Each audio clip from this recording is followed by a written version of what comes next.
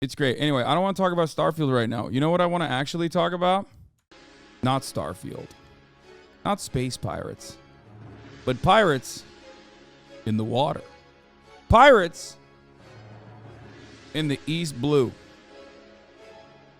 That's right, ladies and gentlemen, boys, girls, and MBs. I watched the One Piece live action last night. And I burned through 3 episodes. And on the 4th one, I fell asleep because I was really tired. But let me tell you, it's actually very good. I'm not even kidding. It's actually good. And not only is it good, but I also think it's good for normies. It doesn't suck.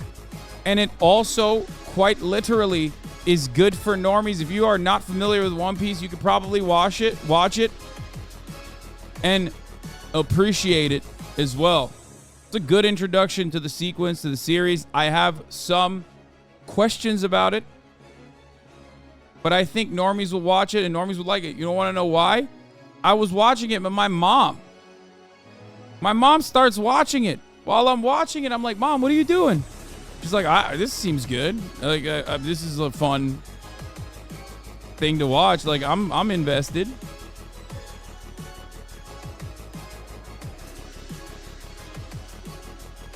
I think the One Piece so far is real. The One Piece live action is good. Yeah, I'll say it. They fixed up 2 of the characters that I actually have a lot of issues with, especially in the early arcs. Motherfucking Usopp and motherfucking Buggy the Clown. It's even darker, dare I say. Grittier, more realistic, more violence. Ultra violence in certain instances. Things that you don't get in the anime in the early seasons at all. And I'm not even talking about the 4Kids version. I'm talking straight up. The regular Toei version still did not feature a tremendous amount of blood and gore and violence in the early stages. Zoro cutting people's heads off, cutting people in half. Actually very good.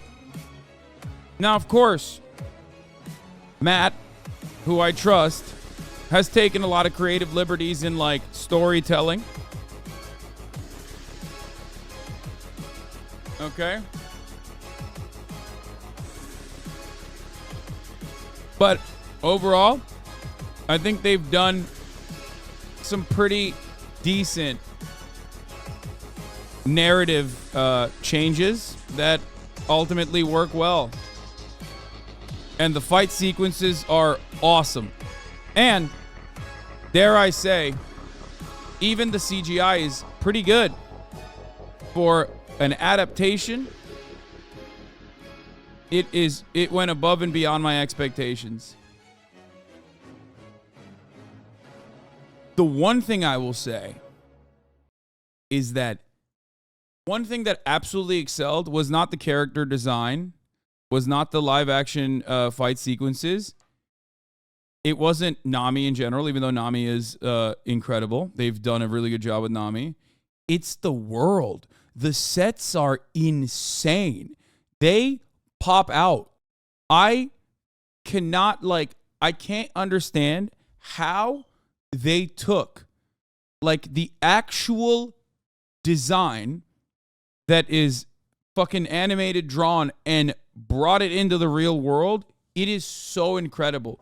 The practical effects on, yes, the practical design elements are intense.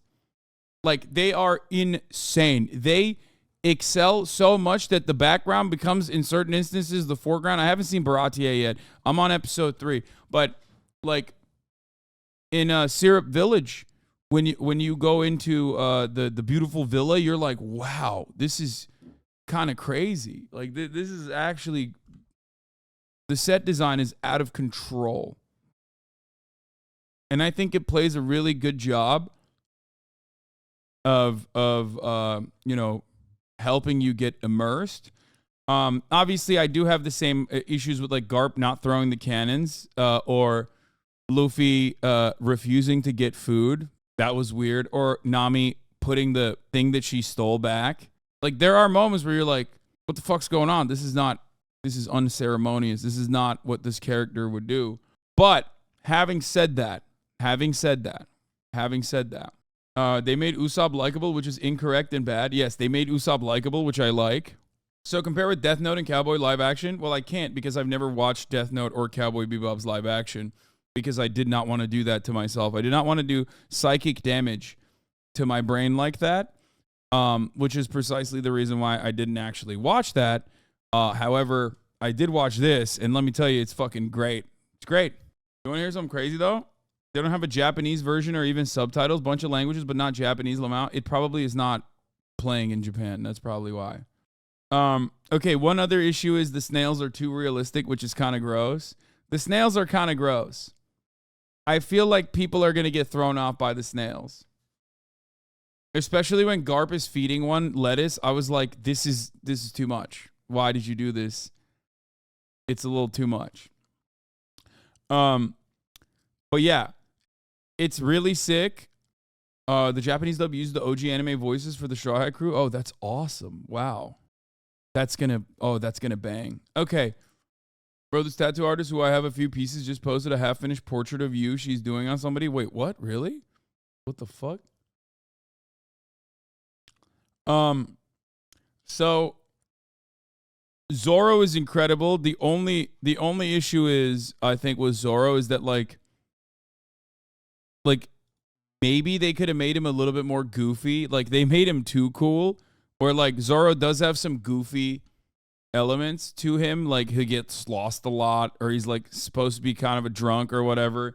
They made him too hot and they made him too cool. But like also at the same time, he is really hot and really cool. So I don't really have that much of an issue. So there is that. Don't know why we're slandering your One Piece cameo already. Don't know why they chose to feature so early on the Garp and what's his name, Helmeppo or whatever. What's the guy? What's the fucking kid who gets his glow up? Like they certainly Kobe, yeah, they certainly use the Kobe Garp dynamic like way more than like they're basically showing it in real time, which in the show they never did, right? They gave you like a couple elements of it, but they never actually like get that deep into that relationship, and then it kind of drops later. And obviously we all know how that relationship unfolds. But one thing that's really cool about the anime or the manga that you can't really do with a Netflix adaptation is that you can't have 1,000 episodes and then they just like reveal shit later.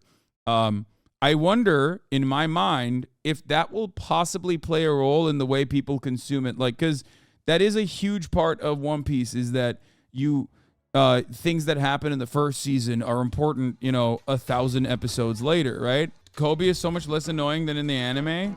I mean, maybe. It's just, they're not necessarily planting seeds, instead just showing you directly. And that kind of narrative storytelling you can do in a movie, in a live action movie that you wouldn't be able to do in the anime anyway. So there are advantages to that medium, and I do think that they are utilizing those advantages. Does that make sense? So I like that. Let's hope we age Ace next season. Do you think One Piece live action is going to adapt everything, or do you think Netflix is going to do the usual cancel the show after 2 to 3 seasons? It's all entirely dependent on how much popularity it gains. Netflix doesn't do anything if it's not popular, and they will do everything if it is. I don't know if they will fucking cancel it. I mean, we'll see. Overall, I only just saw Arlong briefly, and even he is not as offensive. Like at first I thought ultimately that this was going to be like impossible to watch because of the fishmen, but because the world is so well designed that I'm willing to not get upset about that. You know what I mean? At first he looks a little off, but then you're like, it's fine. It fits in the world is what I mean. Because remember, the world of One Piece in live action is like obviously not going to be as colorful and as vibey as like the anime and manga is, right? So, and they also can't make the characters as jacked as they normally would be. Like they tried their best with Garp, right? Like Garp is supposed to be this towering figure, this like hulking man, this giant, right? And like there are real world limitations to how you could make that work with practical effects. So it's not exactly like you can't find a guy that looks like that is built like The Rock. You know what I mean? Who also is going to be a great actor. So if you're trying to tell me this is good, I don't believe you. You don't have to. I'm just giving you my takes on it. You don't have to watch it. You don't have to like it. You can say it sucks if you want. You know, definitely does not feel like a show for adults. Would be perfect for kids, though. Just acting and writing production is great, but just cheesy. I don't know. I think it's for all age groups overall. I think the funniest thing is people that watch the live action are probably not going to like the anime. People that really like the live action are going to go back to the anime and be like, wait a minute, this is way too long. Like, because if you're used to that, like, immediate boom, boom, boom, punchy ass, like, delivery that you get in the Netflix show, you're going to be like, what the fuck? What's happening in the anime? So, Luffy is so good, by the way. Like, holy shit. Not gassing my man up, but he was right. Matt was right. Fucking Oda was right. Luffy is Luffy. He is such a good Luffy. Like, that's not an easy character, in my opinion, to create and perfectly personify, because you're supposed to be parts goofy, parts happy-go-lucky, but also, you know, take it seriously from time to time. It's just, I think he's very good. So he also has to be annoying. Accent threw me off for a little, but then it clicked so good. The intro scene was his weakest so far. It's only gotten better since. I'm feeling the Luffy selection. I think it's good. But overall, very good. Very good show. I like it. I like it a lot. Love Buggy. I can't believe I'm saying this. Loved Buggy. Love the way they portray Buggy. Love the way that they show Buggy. I think that the way that they show Buggy and his actions, unironically, fit better than the anime and the manga. Like they get his essence and his vibes so perfectly, and then they put him in a different setting that is not technically the same in the anime. Well, I can't speak on the manga because I didn't read the manga at that point. But they did a really fucking good job of like putting him in a different setting that's still kind of similar, but like with the whole trap town that has to applaud and you know, it's a carnival setting. Like all of that stuff works really fucking well, and I think it makes Buggy look great too. I was shocked. Personally, I was shocked that they found people that look so much like the fucking characters. Like the Buggy's captains, like the one guy with the hair literally looks exactly like he's in the anime. Like, it's wild. Here, let me show you. Let's see. Let me see if I can find one of his captains. Like on here. Let's see if we can find it. Anyway. Careful spoilers. Bro about to spoil himself? No, I'm not. Maybe there's too much British. Yeah, this guy was literally the same, dude. This guy was straight up the same person.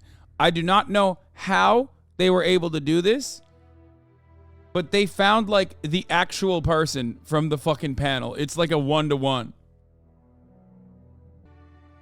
But anyway, there are obviously parts where I'm just like, like narratively speaking, I think they move the plot along.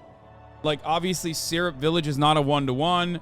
They added new characters, kind of. Well, technically, I don't even know if they're actually originally in the Black Cat Pirates crew. The Kuro character was really good. I mean, he was great, but then they kind of like they have to work within a limited time frame. So they added, you know, they didn't actually add the rest of the Black Cat crew, like the hypnosis guy or whatever. And instead, they just made it like a much smaller crew. They didn't give you Kuro's background. You know what I mean? But ultimately, I think that is a fine. That's a decision that's okay. Did you watch all the live action already? No, I've only watched 3 episodes. Like I think I fell asleep by the end of the was it the Miarabon or the Black Cat Pirates sequence? That's when I basically fell asleep. But the live action I think will be entertaining for people who don't watch the anime at all. Shanks is fine. His hair is not as bothersome for me, I think. But I think it's just because I like the story, you know? I like the story. I like the way that they did it. I think they did a good job. So that's part of it. Like when I was looking at the trailer, I was like hyper fixating on certain aspects of it. And now I realize that it's like it's not all that significant. You know what I mean? No, I think if you don't watch anime, you won't like the live action. It was made for weebs. I don't think so. I think like there are parts where you will probably be like confused or frustrated, where you're like, why the fuck are these guys dressed the way they are? You know what I mean?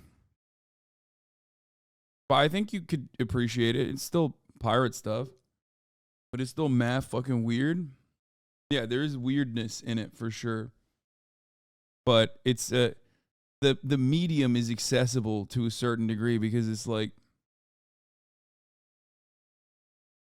the medium itself is I mean, it's pirate shit, you know? Everybody knows pirates as a concept. Anyway. So, that's where we're at. Let's blast off. Would you recommend subscribing to Netflix to watch it? Fuck no. Steal that shit, dude. What is wrong with you? What? No. I would never recommend subscribing to Netflix for anything. I have never in the history of the planet, the history of my existence, ever recommended subscribing to Netflix. Netflix could have 1,000 of the best things, best IP that you've ever fucking seen or heard of, and I would still tell you, no, fucking yoink it, dude. What are you, crazy? Get out of here.